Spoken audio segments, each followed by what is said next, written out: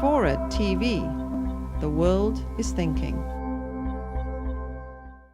Is there a possibility or a danger here of the states becoming, I'll use the word addicted to this additional federal money?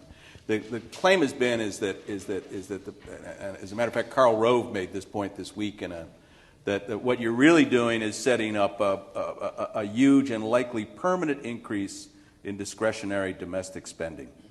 That portion of federal spending, the domestic part, was $393 billion in Bush's last budget. The Democrats raised it to $408 billion this fiscal year, and now face the question of whether to make the stimulus a one-time expenditure or a permanent spending increase. And I'll read one more graph from this column he did, the Wall Street Journal. Federal education spending is a good example. As part of the stimulus, Mr. Obama nearly doubled education spending to $80 billion from $41 billion. If Congress adds that and other stimulus spending into the baseline of future budgets, discretionary domestic spending could mushroom to $550 billion or $600 billion next year.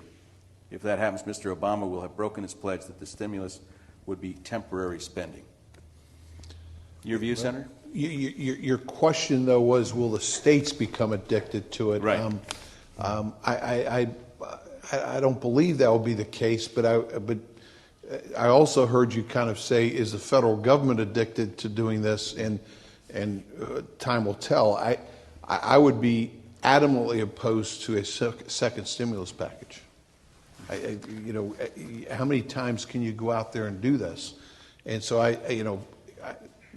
not that we wouldn't need another one, but at some point in time, we need to let the system work itself out. I don't think the states are we have to run a balanced budget in our states. Unlike the federal government, we do not have a printing press. Right.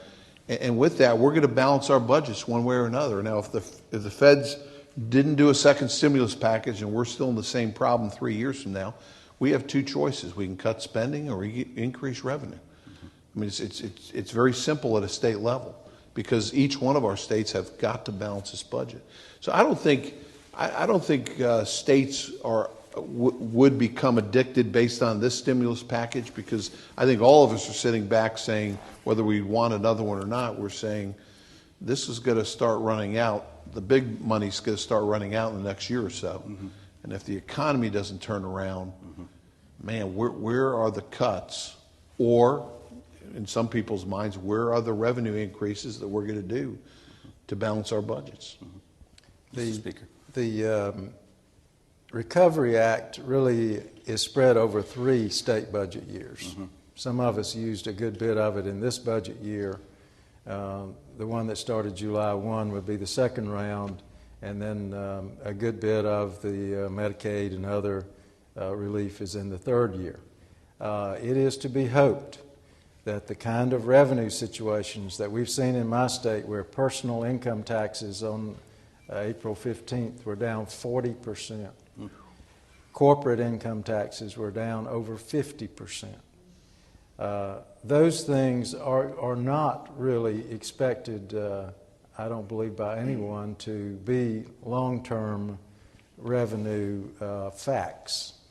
So it is, I already told you earlier, that 30% of our gap in North Carolina was covered by Recovery Act spending. It is not outside the possibility at all that we could make up that 30% in growth within the third year. So if that doesn't happen, we'll have a cliff. We're not expecting Recovery Act monies beyond that third year. I don't think any of us in the states are.